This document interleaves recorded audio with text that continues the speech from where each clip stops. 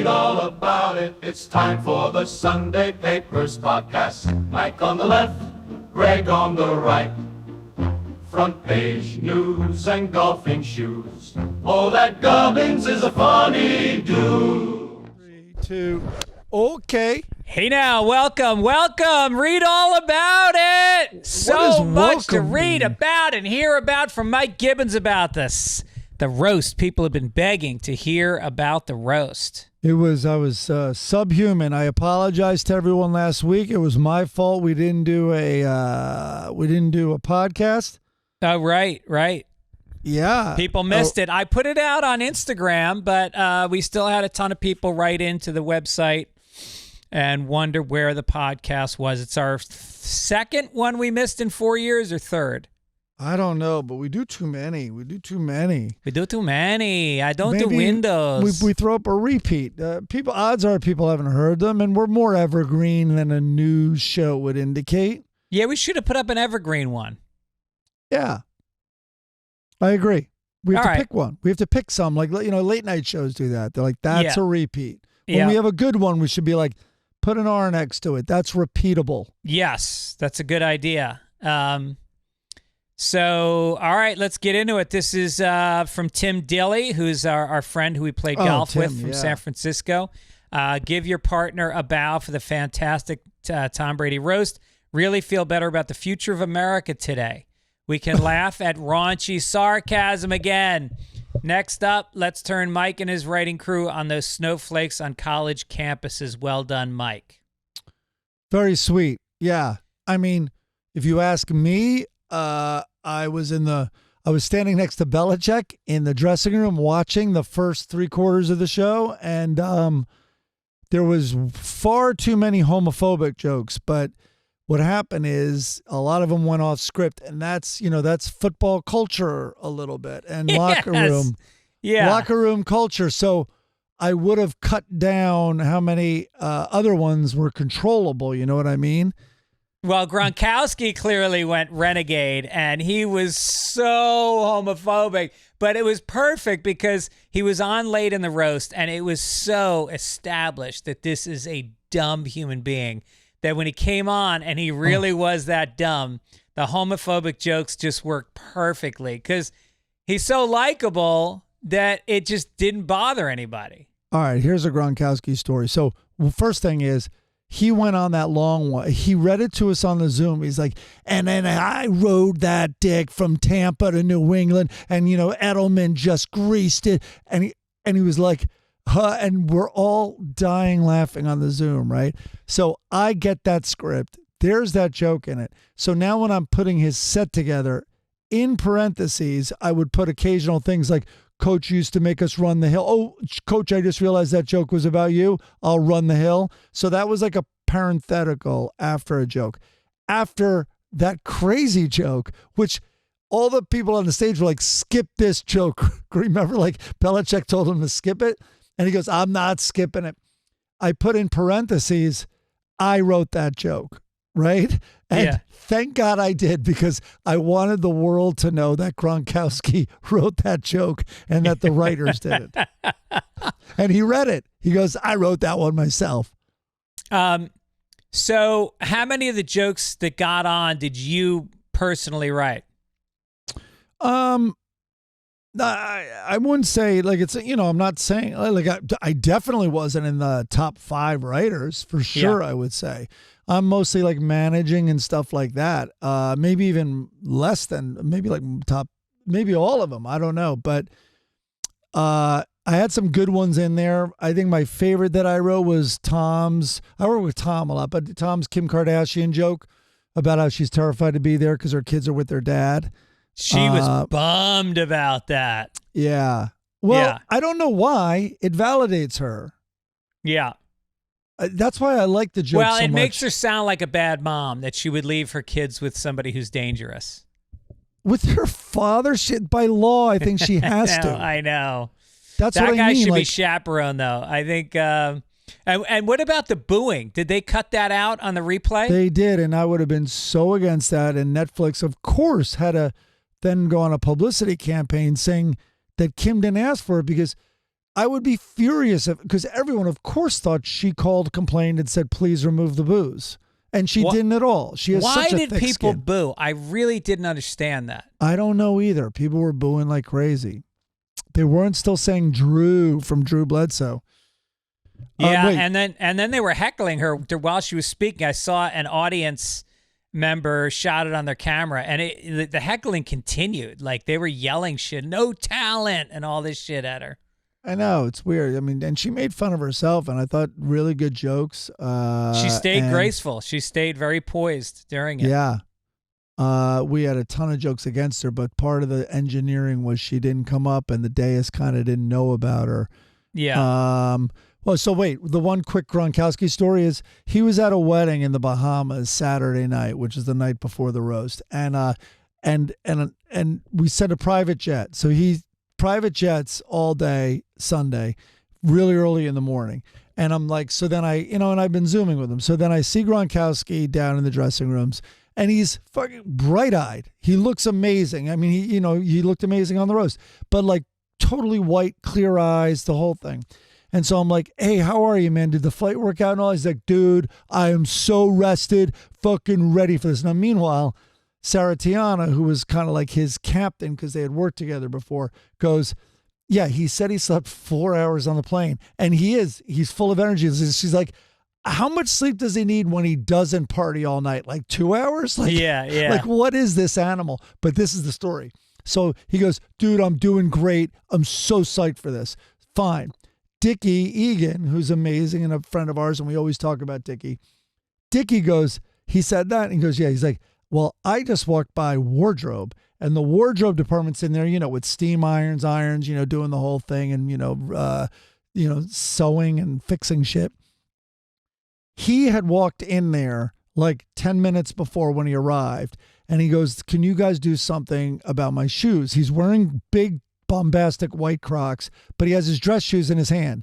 And he goes, can you do something about my shoes? They're like, yeah, what do you need? He's like, I don't know. Like maybe like blow dry them or something. I was drinking out of them all night.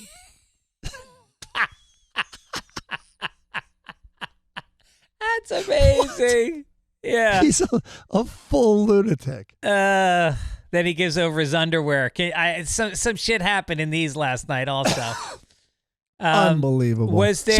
What was the green room like? Was there wives, girlfriends, industry, or was it just like talent only? No, the green room was a lot of the writers. There was some agents and all that, but Belichick was in it. And then, so in the green room, it was also last touches for hair and makeup. It was a big room, last touches for hair and makeup. So those stations were over there. There were TVs. There was like catering out, but it was also the teleprompter room, which, as you know, is normally in the wings. And there was one in the wings of the stage, but this was another station. So that's where each talent who was not out at the beginning. So like Belichick, Kardashian was sitting, but Peyton Manning came through there. I'm trying to remember Belichick, Peyton Manning. I'm forgetting who else. Anyway, and Ben Affleck. So which we have to talk about, but they would come in there and they would go through their prompter and make little phonetic spellings or punctuation to help them read it better. And so that was interesting to see when that would happen. But Belichick was just dying. It was so wild watching that guy die laugh, Yeah, and then he went out and did great. He was so easy to work with. Well, I think the crowd was really pulling for him. There was so much love for him when he came out, standing ovation. And well, we started him with those jokes about how like there's a 10-part, series, a roast of Bill Belichick on Apple Plus. Yeah. Because that thing does tear him apart. And then what about how did everything go with Netflix? I mean, were they praising you guys?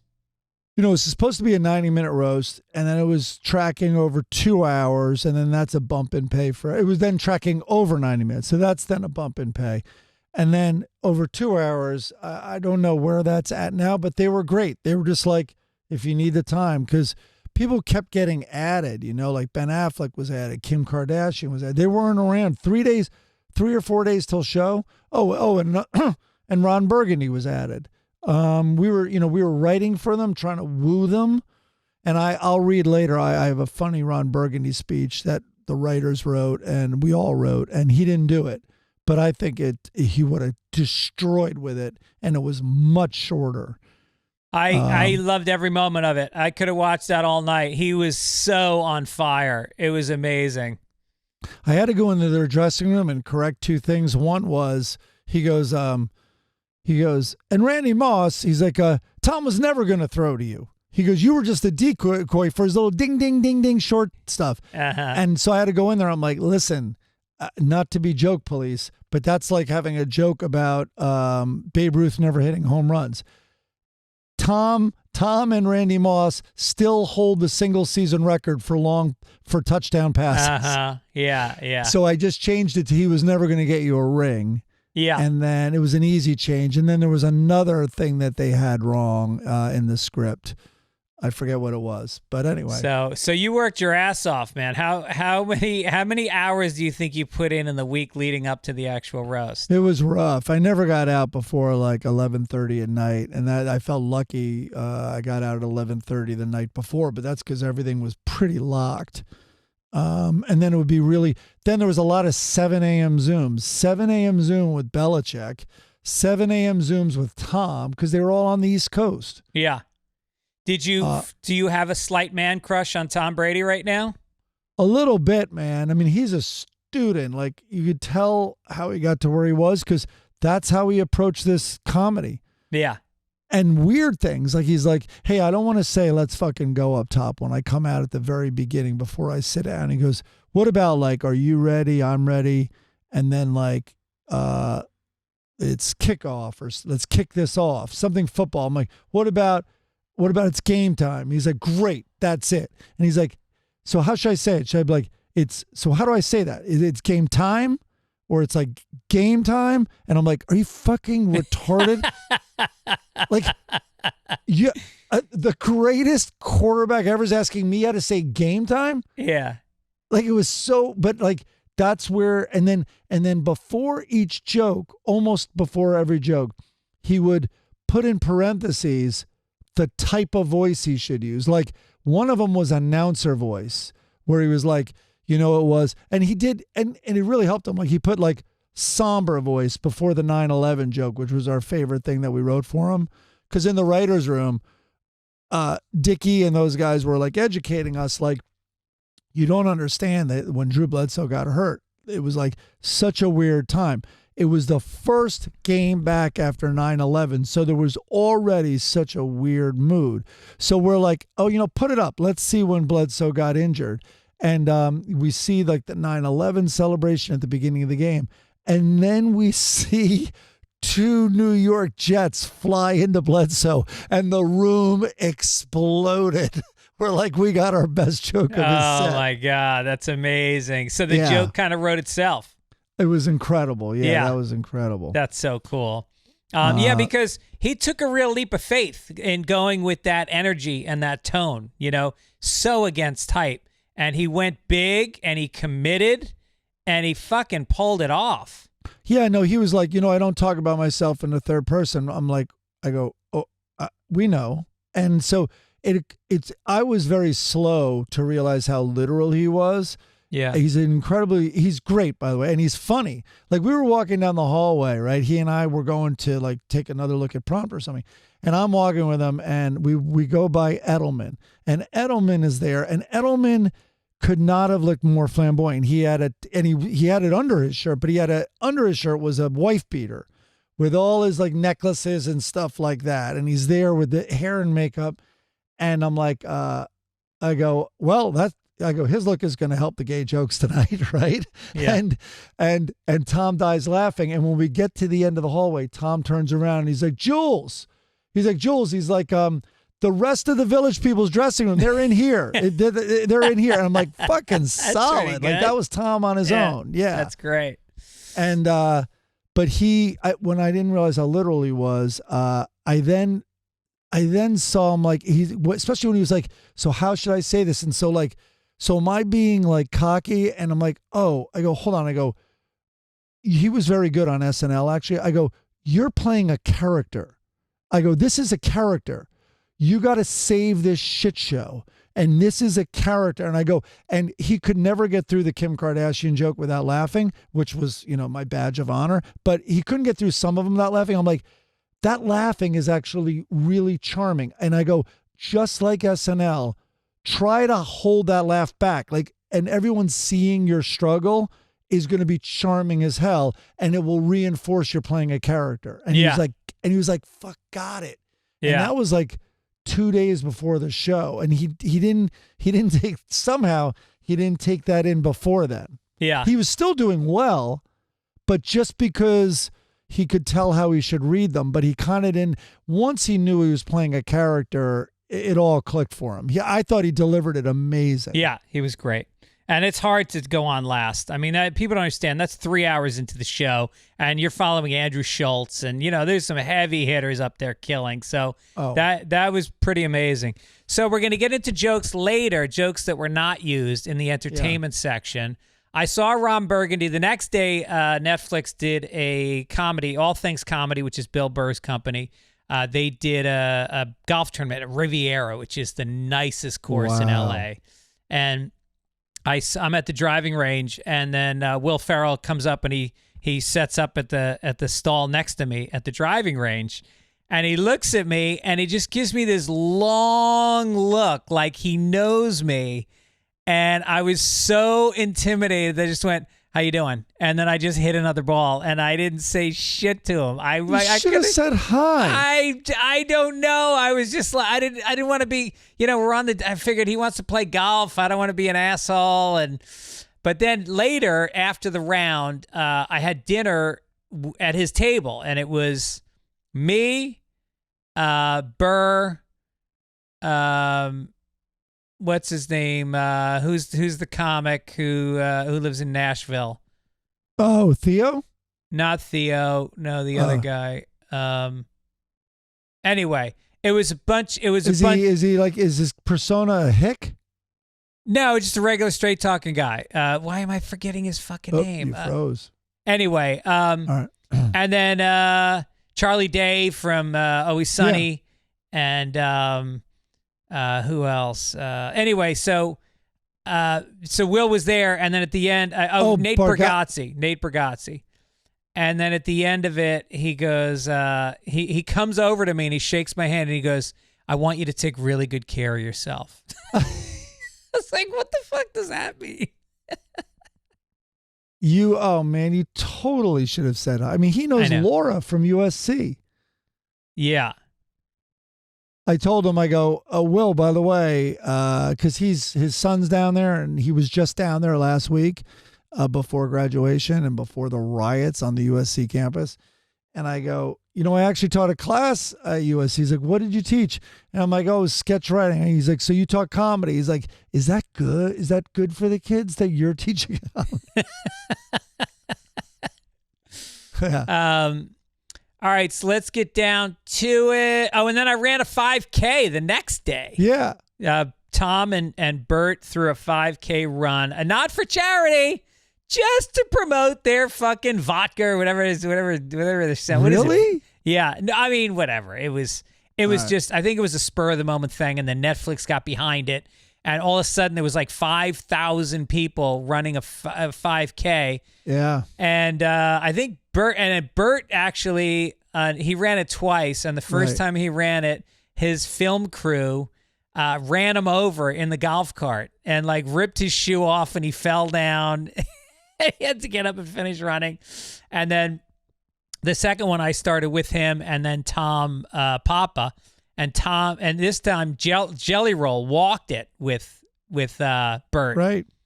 And so I kind of trained for it. I probably ran maybe 8 times or so, and I built it up to, 5K is not that big a deal. You've run marathons, so it's nothing.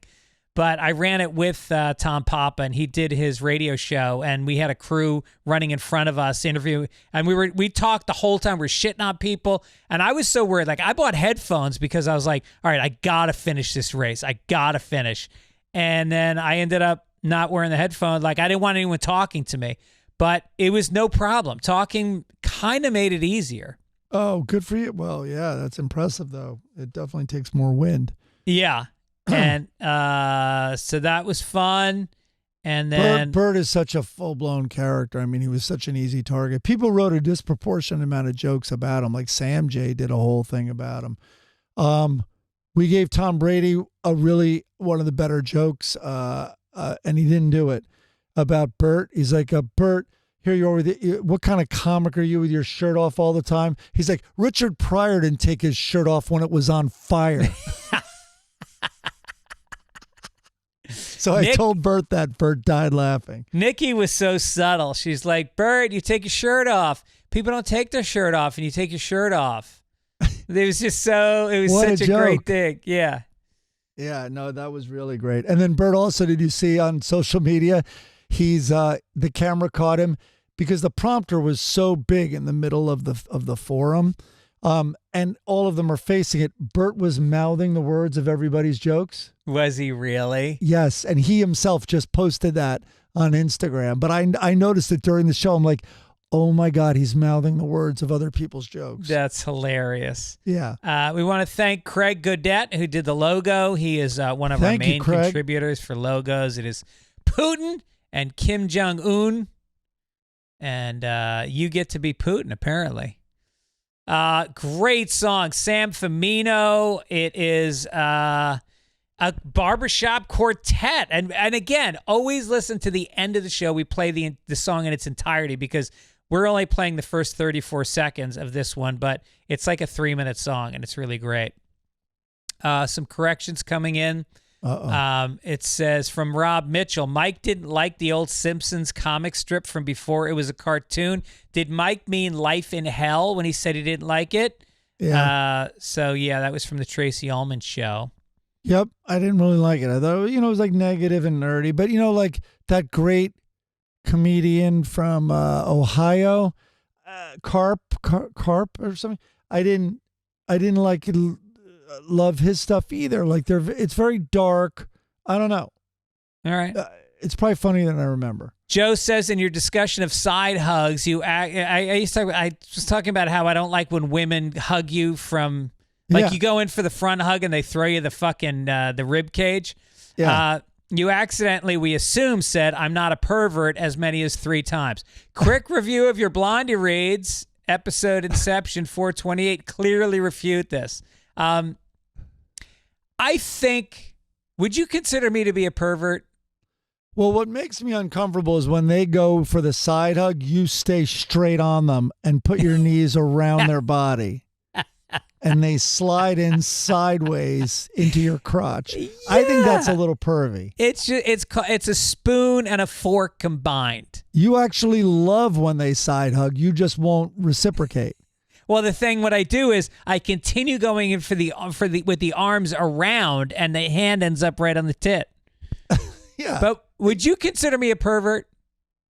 No, I mean you're open about your sexuality, your sexual activity, and so I think, and I was going to say, but you have just as much as everyone else. You might have a little more.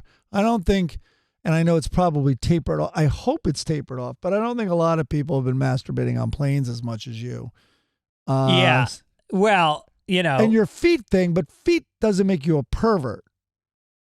It's just a kink, It's not even a kink. It's an appreciation. There's a difference between a foot fetish. You're window shopping. And I'm just checking them out. I just like as somebody looks at fucking teeth. Everybody's got a body part that they focus on.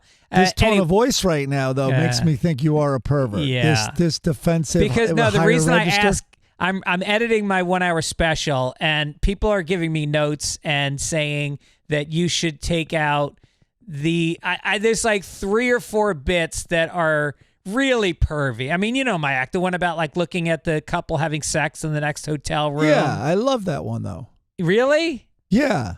All right, so maybe I'll leave it in. So I don't know. Because wait, what they're missing though is you're the loser in that story. Yes.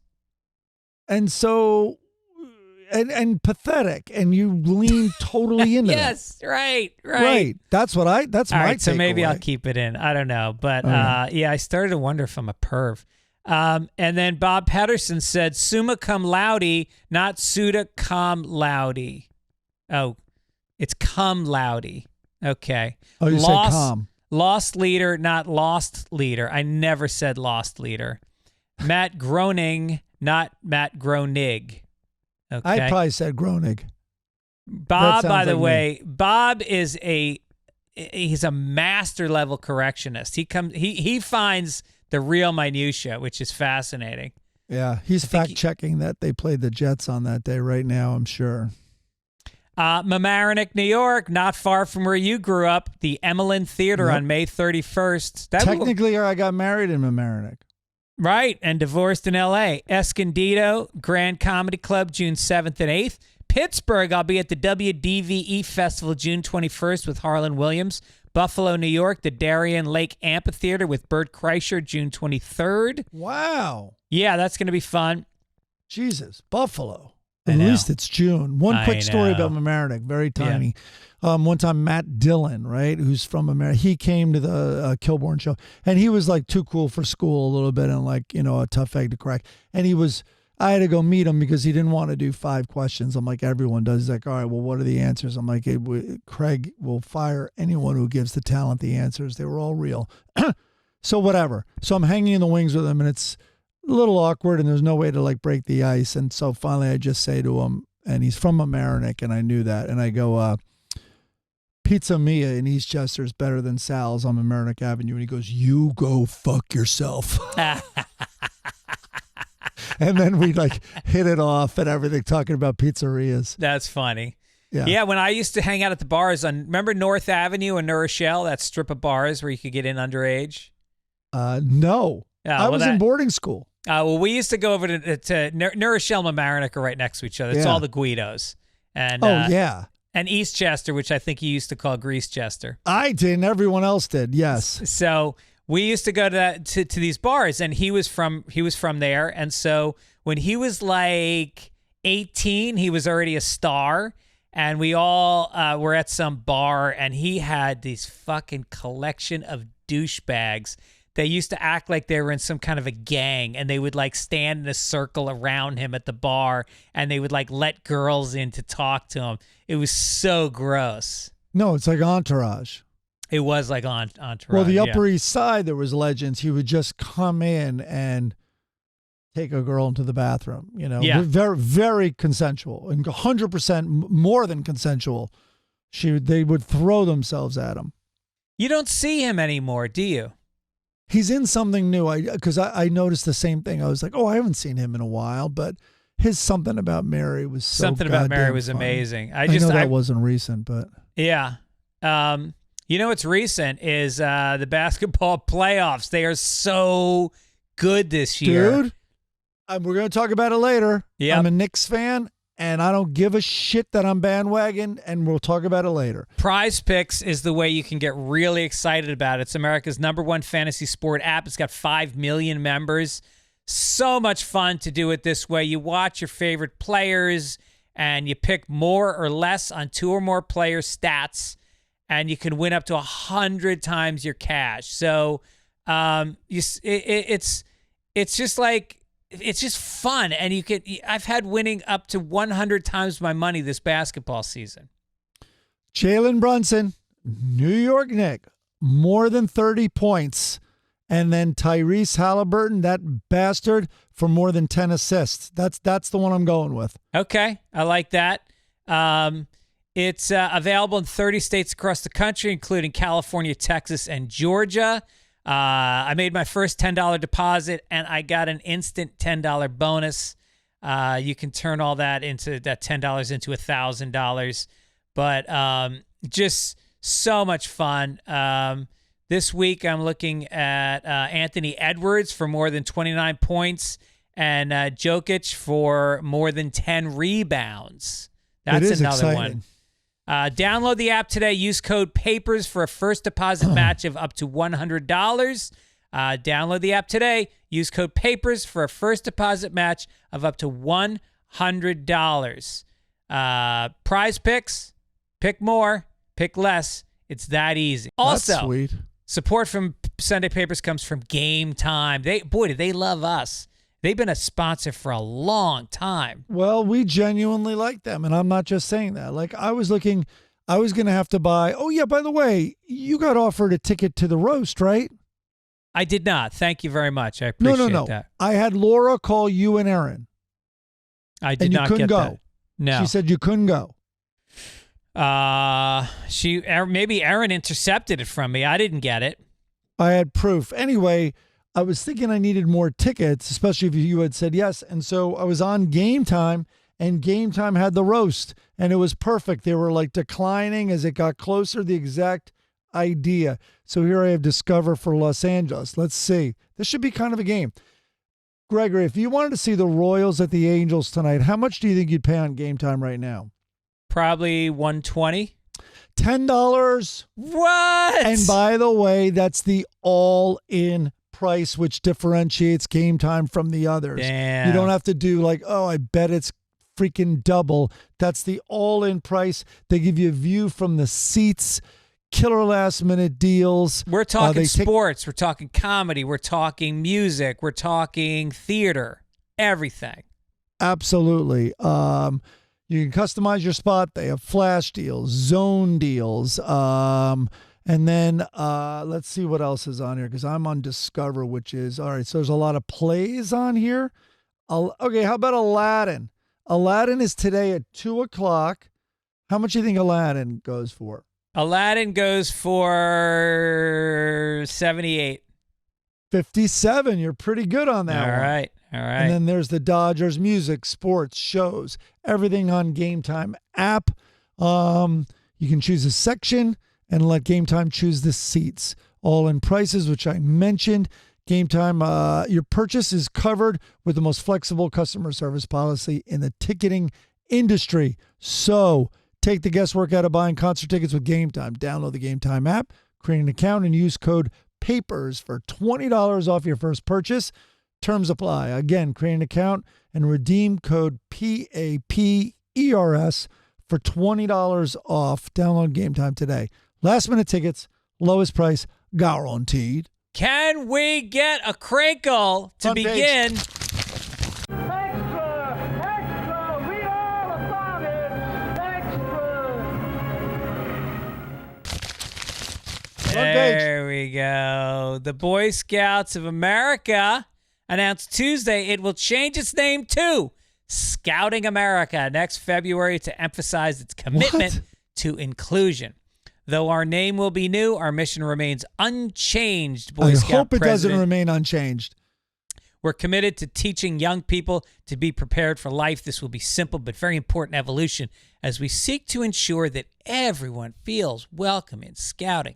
Girls aged 7 to 10 years have been able to join the Scouting Organization's program since 2018, with girls aged 11 to 17 being permitted to join a year later. The decision to change its name has predictably been heavily criticized by right-wing organizations who have called the decision woke. It's not woke.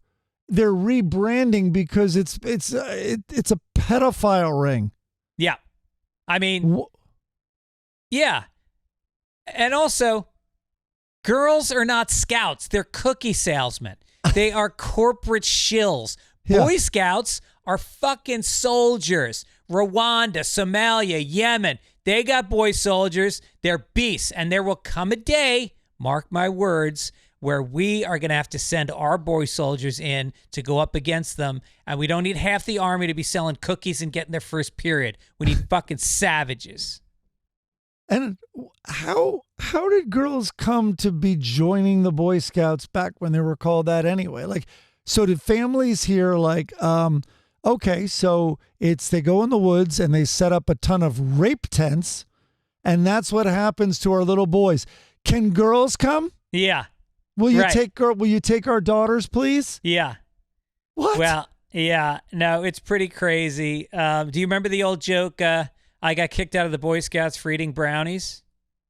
No, That's what going to was it? happen a lot more now. Oh, right. I get it now. I know what you. I was trying to remember the joke. It is a little. Good luck with the rebranding. This goes into the next one. The maker of the Swiss Army knife is working on a new version of the classic multi-tool, which won't have a blade. With innovation at the core of our brand, we are constantly listening to our consumers and their needs, acknowledging there's an appetite for the functionality, versatility, and craftsmanship the Swiss Army knife is known for. So they said he's concerned with increasingly stringent regulations on knives and marks. All right, let's consider this knife is really mostly for Boy Scouts. It should have a fucking switchblade. It should have mace and a rape whistle. I think the knife technically is the least used part. I use the corkscrew more than anything. Oh, yeah. I use the little screwdriver, the little Phillips head. Yeah. I mean, it used to be in my shave kit till they didn't allow them on planes anymore. So now it's a drag. And by the way, I heard an article on this, and they totally pivoted after 9/11 and leaned into what? Because all of a sudden no one was buying Swiss Army knives because you couldn't travel with them, which is what they're made for. Yes. And also, can we break this down? And I'm sure comedians in the 80s probably beat this to death. But do the Swiss even have an army? Don't they generally surrender in the first 5 or 10 minutes of a war? No, it's even not worse, but it's even more exaggerated than that. It's a neutral country. Yeah. I don't know. I guess there is an army. We'll get corrections. But of all armies to defang, I think the Swiss one's safe. You can take the knives out of the knives. That's true. I think that's why they have a corkscrew in it, because while they're being invaded, they just open champagne. Nobody's dying. Yeah. We're just gonna hang out with the Nazis. Like the Boy Scouts, can I recommend a rebranding and call it a Swiss Army spoon? I remember there used to be fat ones with a spoon on it. Really? Oh yeah.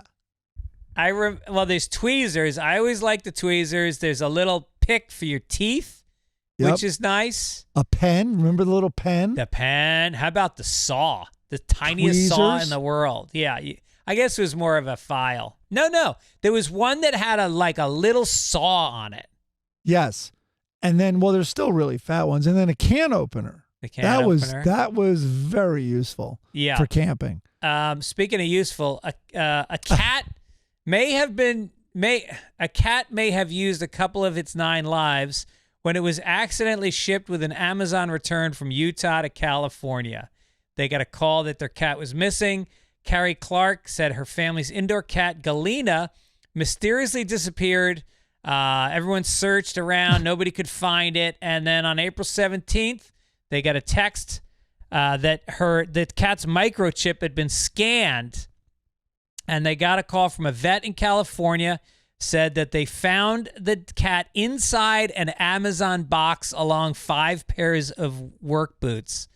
So it was still an indoor cat, just in a box. Yeah, he was wearing the boots. That was crazy. Thank God there was 2 pairs.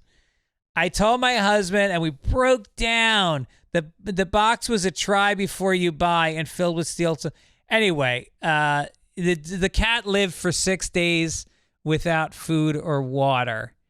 And, I think Amazon felt so bad they sent the cat home on express delivery. They opened up the box. The cat immediately walked across the room and ignored them. If you have cats and you just heard this story and you're leaving for a weekend, you don't have to do anything. No, don't worry about food. Don't worry about just put it in a box and leave it in the kitchen. Right. It's going to get jostled a lot less than this cat. Yeah, the cats are sort of like the abused wives of the animal world. You can just ignore them. You just lock them in with a little bit of food in the corner. Come back 7 days later. When I read this story, I think you cut down the story a little. It was more quotes from the owner, Galena's owner, I guess. And it was an emotional support cat. And then she was just absolutely crushed, searched the neighbor and everything. And my first take on it was, it sounds like the cat was glad to be in the box and get away from the needy owner. Like too much Hey. stress and responsibility on that cat. Yeah. Being shipped in steerage across the country is a lot more relaxing than being stroked so bad my fucking fur is falling out. Amazon delivery guy kicking it up to the door. Yeah. Completely. You want to read this next one? Michigan mom miraculously wakes up from 5-year coma. Jennifer Flewillen shocked everyone, including doctors and medical experts, when she woke up from a 5-year coma. The 41-year-old mother of 3 from Michigan suffered a catastrophic injuries in September when her car, 5 years ago, when her car swerved across a roadway and struck a utility pole. So there's not really much to that story, except I thought about, imagine waking up after 5 years. Like, did I miss anything? Is Trump still president? Prince Harry and Meghan, they just had their son Archie. Is that going well? Is the Queen still happy about that? Why am I seeing people wearing hospital masks and I've left the hospital? And also, my kids don't seem any smarter at all. Have they been studying? Yeah, right. My fat grandkids seem to be, well, not only that, but they gave her great news when she woke up. She had 2 more kids, but her male nurse is in prison. So that's a bigger family. That's a busy coma. Well, did you see Kill Bill? I was thinking of Kill. That night, her husband said, "It's time to go to sleep, honey." And she's like, "I'm good. Pretty well rested for a little while." That's insane. 5 years. And do you think, in a way, I think any 5 years from here on in will just be batshit crazy. Like I know everyone says that, but I think the years are getting crazier. Oh, yeah. I don't think there's been a bigger technological and political shift in this country in a 5-year period ever. Maybe the Industrial Revolution. Imagine catching her up to AI. Like, hey, what?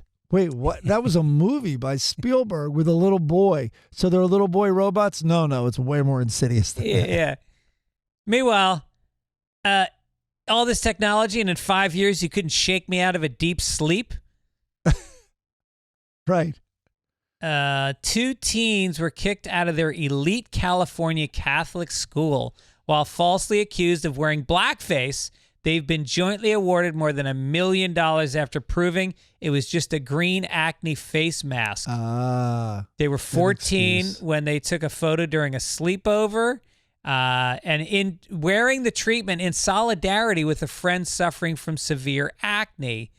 The treatment bought by some of the women's moms was light green when applied and turned dark green once it was dry. Well, maybe they can use the $1 million on some Accutane and not fucking put masks on. Green face sounds like an Irish slam. Yeah, they were dressed as the Statue of Liberty. Well, they got... It was. I don't think they should have gotten in trouble because the article leaves out that these kids were black. If they're black, what's the...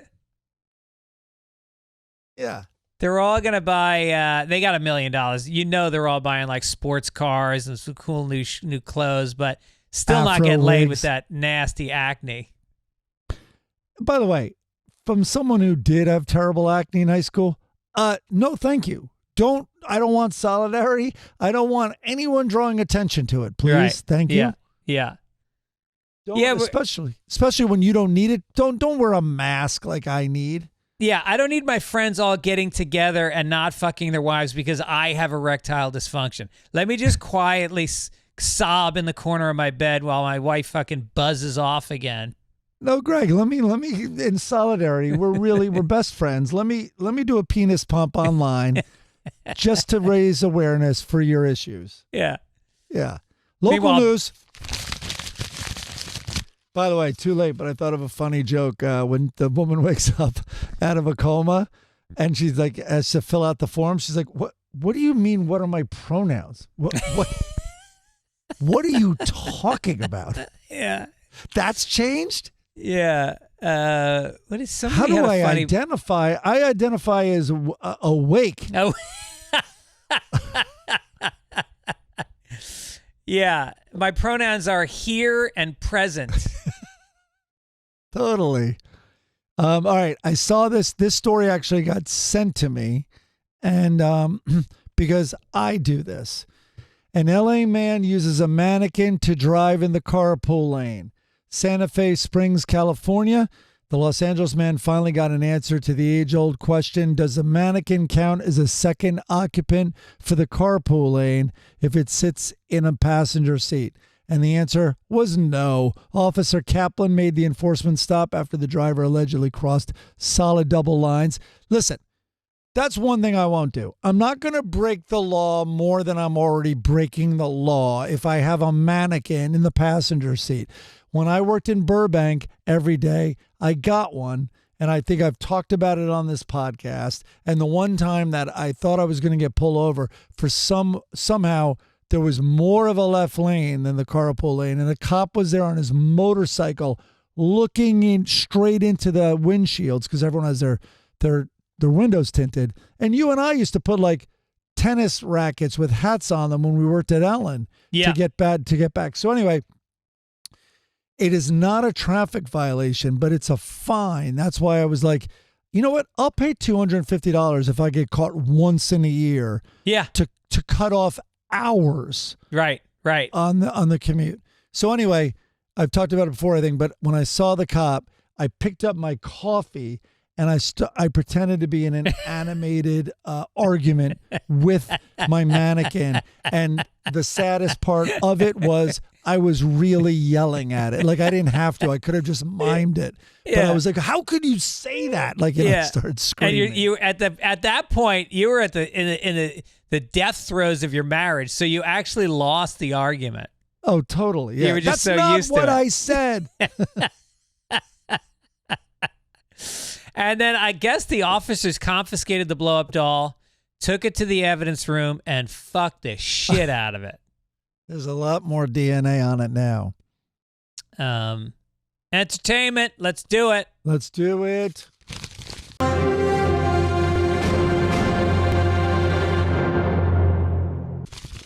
All right. What do we got? Roast jokes. All right. Let me find I guess we'll start with Ron Burgundy. Did you guys write for Ron Burgundy, or he did it on his own? No, we wrote a ton and he didn't use any of it. But it was part of the show, which was the most exhausting part, is we wrote a lot to book people. All right, here's one. So we wrote a lot for Schwarzenegger.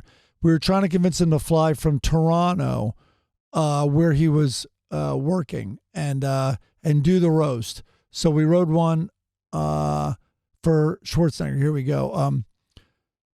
I'm going to do the Schwarzenegger voice because it's painful for everyone, and I enjoy that. But he was like, he goes, "Thank you, Kevin. It's nice to see a heart that doesn't need a pacemaker," because he had his pacemaker. And he goes, "But to be fair, you're the only heart that should be enlarged." And he then goes to Tom, "Do you mind if I light up with a cigar?" He's like, "Of course you mind. You're scared of strawberries." So the angle on Schwarzenegger was then going to be, he was convincing him, I'm not going to read the whole thing, to do action movies. But he had a lot of good jokes, which was, let's see, he goes, "Clearly the one thing you've never done is gone to the gym. We have a nickname for guys like you at the gym, receptionist." I like that one. Here, I'll read you some Belichick we wrote. Thank you, Ron Burgundy. He did that one, the only member of the media I respect. I got 2 words for the producers of this show: clock management.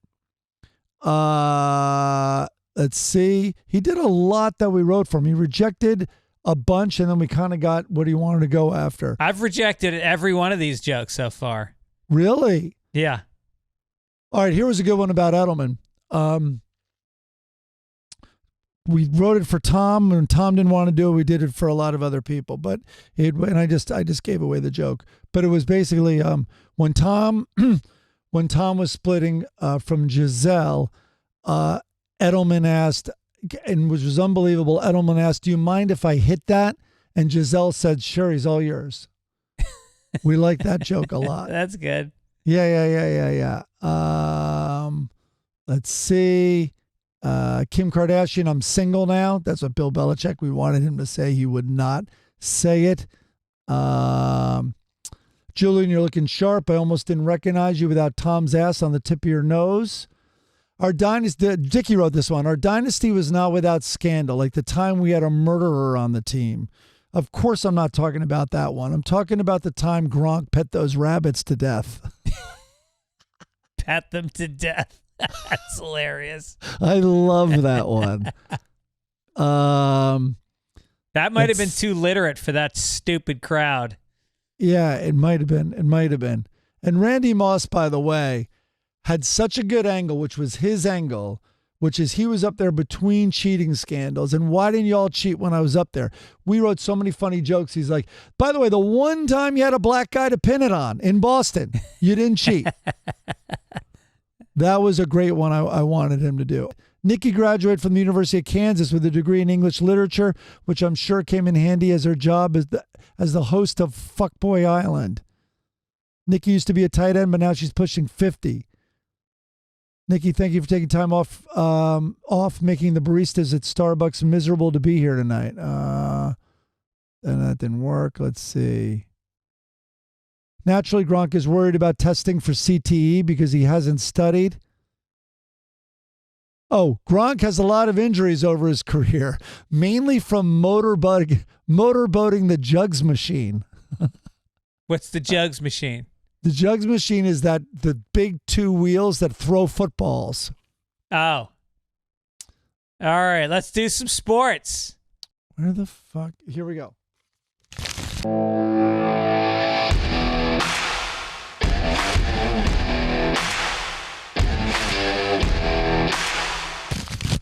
This is how pathetic I am, but I don't think it's pathetic. I'm proud that I bailed on the Knicks the last 15 to 20 years. I tried occasionally, but since Ewing in that era, it's just too much. As everyone knows, I'm a Jets fan. Oakley, Starks. That was the last time I watched the Knicks. I was so into it. Yeah. And it's been since I believe it's 73 that they won. It's ridiculous. Yeah. And the Jets is 69. And my favorite Yankees were winless. It was Don Mattingly's years. He's my favorite Yankee of all time. The 70s. No. That was 80s. Don Mattingly is still my favorite Yankee of all time. Dave Winfield. Who is the pitcher? And the New York Rangers. Ron Guidry. Also the New York Catfish Rangers. Hunter. I'm Thurman going to be a Munson. bandwagon with them also. They're killing it. But the Rangers also, one win since 1940? No. The Rangers got the Stanley Cup back in like 94 maybe. One win. Yeah. One. That's what I just said. Oh, okay. I thought you said they haven't won since then. No, one win. They didn't win one. Didn't Tampa Bay beat them just recent? I mean. Yes. Well, yeah. you know, it's an exciting team too. Is the Boston Bruins? I even though I'm from New York and I grew up a Rangers fan, it's so funny. Like that era of time, I was so much more into New York sports. I was into the Mets. In the 80s, like right when they won the World Series. I don't know. The Rangers, Barry Beck and the Maloney brothers and Esposito's final years. But no, the Rangers now look great. People hate when we talk about sports because we really don't know shit about it, but it's true. It's time to get on the bandwagon again. That's my whole point. Are you kidding me? It's and they play today. Today we're going to pretend is Sunday and they play today. Okay. I'm not Good, giving let's up on watch this that. Burgundy script. I'm finding this Burgundy script. Stay tuned. Okay, I'm reading a great. Burgundy script and it's going to be fucking awesome. You go ahead. Okay, let's get to this day in history. Oh God, Let's I get a got to do crinkle. that. You can Fuck. do it. All right, here we go. The Burgundy script was fucking right here. All right, here I found it. But first, this day in history.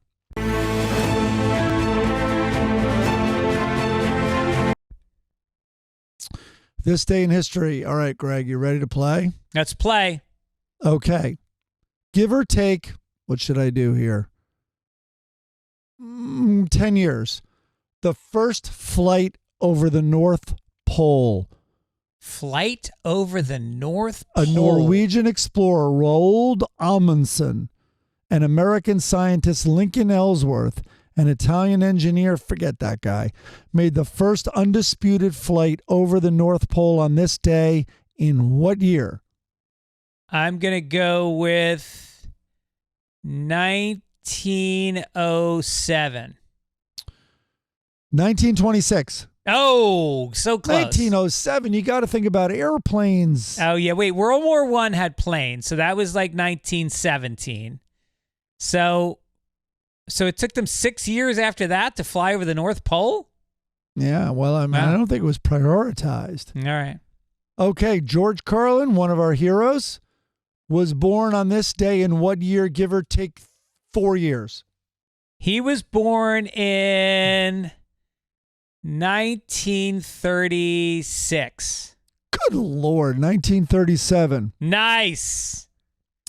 Give or take 1 year, Exile on Main Street came out from the Rolling Stones. Exile on Main Street came out in 1970. 72. Oh, shit. I nailed that. I think I knew All you right. were going to say that. Okay, the Donner Party left Independence, Missouri for California on this date in what year, give or take 25 years? All right. I'm going to say 1815. No, sir. 1846. Oh, Jesus. During the Civil War?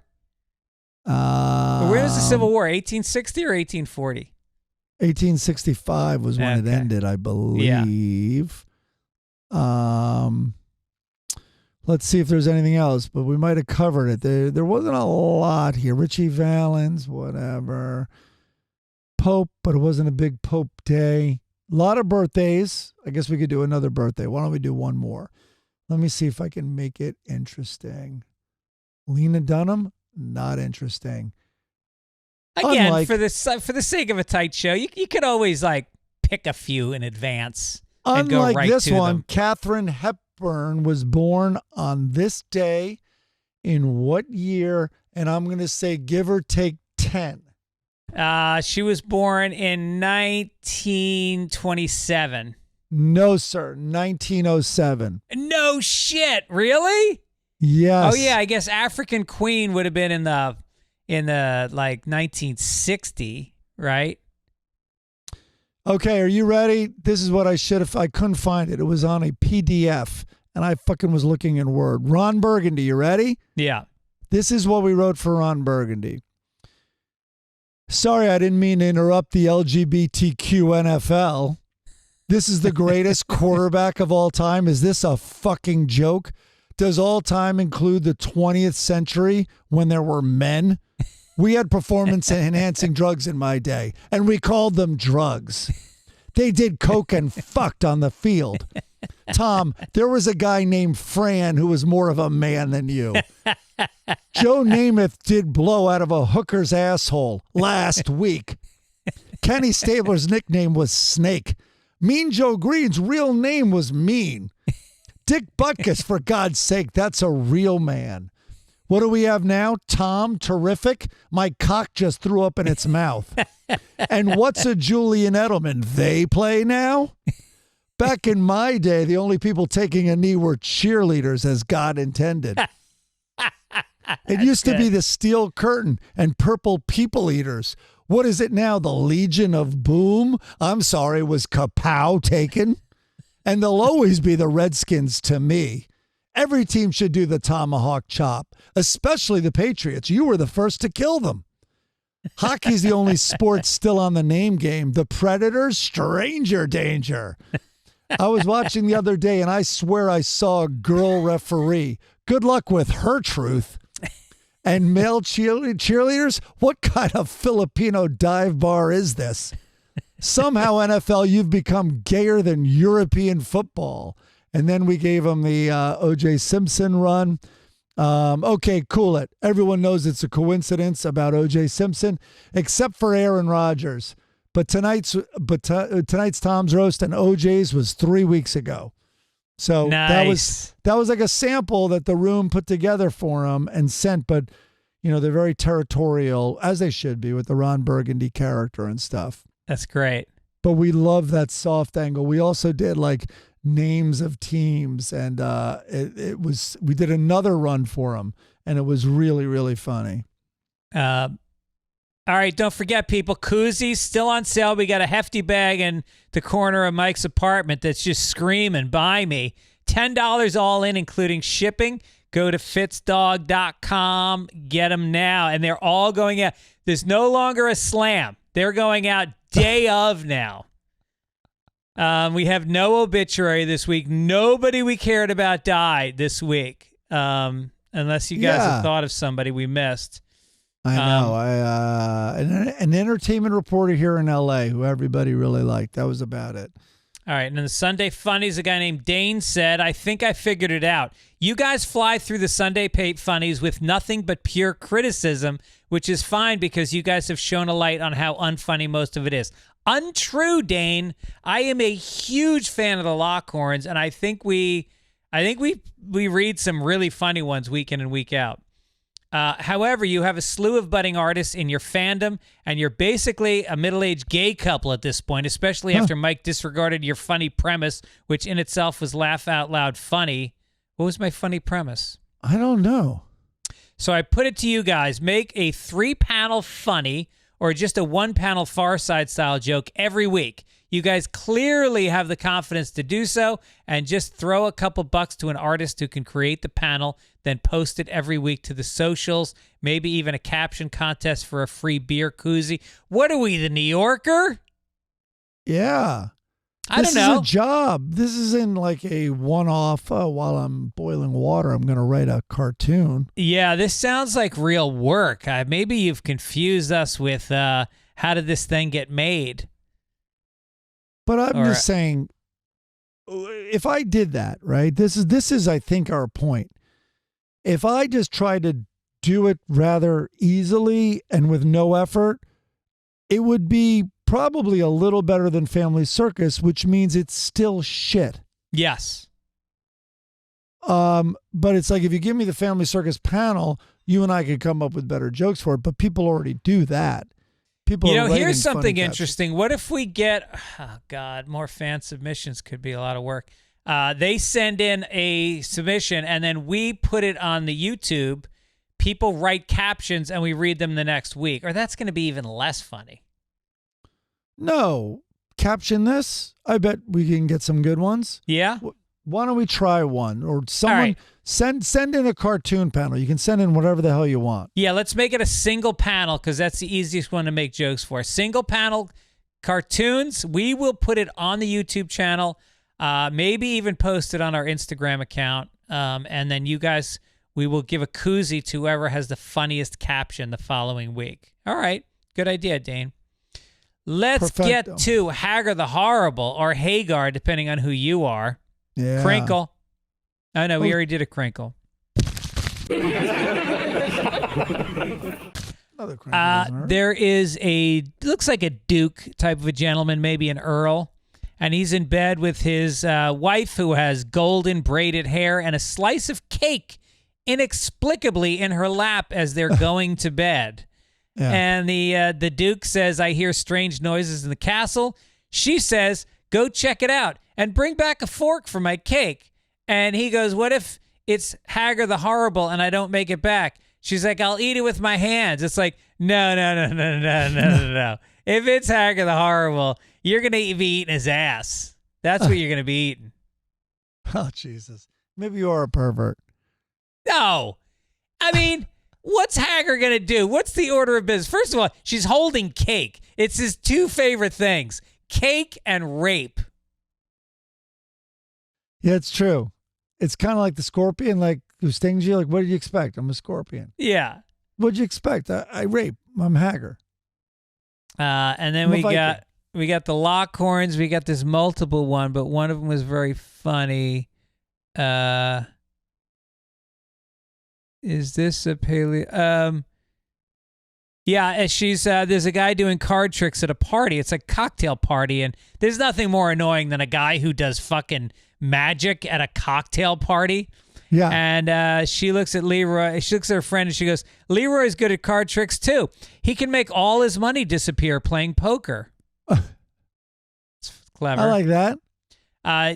Leroy is at the dentist, and he looks at the dentist, and he goes, "I chipped a tooth on Loretta's chipped beef." It's okay. I like when he confronts Loretta about it. Leroy has got his pockets, and they're pulled out of his pants, and Loretta goes, "Somewhere there's a very disappointed pickpocket." Look at Loretta's friend. That's a tough look. Yeah. Here's a great one. He's talking to Loretta, who's looking in the mirror, and he goes, "You're afraid of turning into your mother? Think how I feel." That's great. That's great. That's a good one. Okay, here we are again Wait, with one Calvin more. and Hobbes. In the bottom corner, they're on a fishing boat. They both have fishing poles, and she goes, "You're going to need a much smaller boat." A Jaws reference. Yeah. All right. Calvin and Hobbes, I'm doing the 15, I think, funniest or whatever they're called. I think 15 best, greatest Calvin and Hobbes of all time. This is number 11. I'm counting down from 15. So Calvin and Hobbes are together. Calvin's like, "Okay, Hobbes, press the button and duplicate me." He's in a cardboard box. I guess they're pretending it's a machine, right? And so Hobbes like, "Are you sure this is such a good idea?" Calvin throws up his arms. "Brother, you doubting Thomases get in the way of more scientific advances with your stupid ethical questions. This is a brilliant idea. Hit the button, will ya?" Calvin's like, Hobbes is like, "I hate to be accused of inhibiting scientific progress, so here you go." Boink, presses the button. Now Hobbes goes, "Scientific progress" goes boink. Are you following this? Did he say boink from inside the box when he pressed the button? I guess so, yeah. So then it's like scientific progress goes boink, and then from inside the box, "It worked. It worked. I'm a genius." And then inside the box it goes, "No, you're not, you liar. I invented this." I have no idea what's going on. I don't get that. "No, you're not, liar. I invented this." Oh, okay. He was duplicated. So now he's doing the voice of someone else. Oh, that's not bad. That's hilarious. I like that. I guess Hobbes doesn't seem amused. No. Well, he's deadpanning it. This is,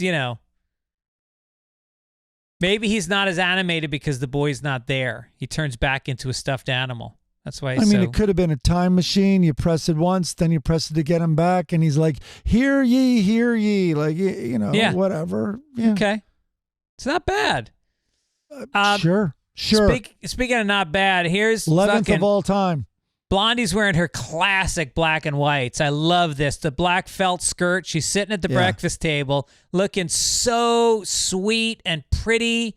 And she's got her arm crossed, and she's not looking at her husband because he has chosen to put a newspaper in front of his face as she sits there waiting. And she goes, "Honey, did you forget your promise to stop reading the morning paper at the table?" He goes, "I'm sorry, sweetheart. It's a bad habit I need to break." And she goes, "There's that handsome face that I remember." And then he goes back to reading the fucking paper. This hot piece of ass, this 10 is lying to you and saying that you're handsome. You should be so grateful. You should be staring into her eyes, begging her forgiveness for your mediocrity at your job. And then he goes, "Do you know anything about the new sandwich shop that's going in next to your catering shop?" And she goes, "Whoa," and she gets down and looks at the paper too. Kind of a dumb ending, but the first half is what gets me. This is like his imagination. Maybe that's what's going on. The whole thing is somehow from his, that's why she hasn't left him. Right. That's true. This could all be some kind of an apparition. This could be like Dagwood, he fantasized about having this wife, and then even in his dream couldn't step up and be the man that she needs to be. Yeah, he's just a lonely guy in his apartment. He's never come near a blondie. Yeah. That's the best explanation I've ever heard for this. And it's called Blondie because it's his fascination. It's his fantasy. Yep. Yep. All right. Well, listen, speaking of fantasy, you can play sports with Prize Pick, the #1 fantasy sports app. And when you do it, you are going to download the app and use code PAPERS for a first deposit match up to $100. Also, don't forget Game Time, whether you're going to buy tickets for sports, theater, comedy, anything. Download Game Time today. Create an account and use code PAPERS for $20 off your first purchase. Thank you to Chris Denman for hanging with us today. Yeah. Midcoast Media out there in St. Louis, taking care of all of your social marketing needs and editing and producing live events. They do so much. That's it. Anything to promote? Yeah. Next week, I'm going to have 10 jokes prepared on a piece of paper, and I'll read them. So sorry about the time waste today. Also, we told Denman we would talk about the Tom Brady. In my opinion, the Tom Brady yelling at Jeff Ross was real. And I have a story about that, and I can tell that next week if this roast is still on people's minds. Good teaser. I love it. Little teaser. All right, Mike. I'll see you soon. Yeah, what are you doing? What are you doing for the Knicks today? What time's the game? It's on Sunday. I don't know. I'm not that good of a fan. You mean yet. Mother's Day? Oh, it is Mother's Day. Although, if it's like at 3 p.m, I could probably sneak it in. All right, we'll figure it out. We're going to figure it out. In go the Knicks. meantime, go Knicks, go Rangers. Tonight I'm going to see Tim Robbins in a play because he's coming on my radio show on Tuesday. Wow. So Monday I got Andy Richter coming in. Tuesday I've got Tim Robbins coming in. Big week on the podcast. I'd say so. All right. I guess we'll see you guys later. Take it eesh. Take it eesh. Read all about it. Read all about it. It's time for the Sunday Papers podcast. Mike on the left, Greg on the right. Front page news and golfing shoes. Oh, that Gibbons is a funny dude. So let's get to that man, that Florida man. Then on to the funnies, Loretta and Leroy. Dagwood and Blondie, who Greg is so fondy. But love all around, for it's where I get me news and breaks my blues. Just read all about it. Come on, read all about it, and then always take it eesh.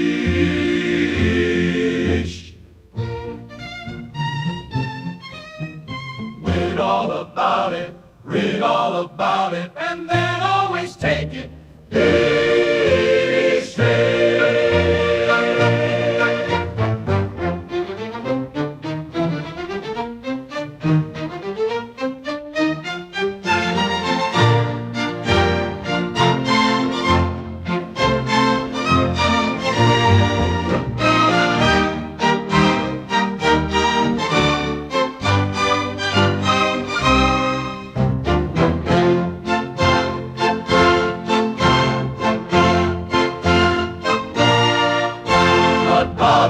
Funny dude. So let's get to that man, that Florida man. Then on to the funnies, Loretta and Leroy, Dagwood and Blondie, who Greg is so fondy. But love all around, for it's where I get me news and breaks my blues. Just read all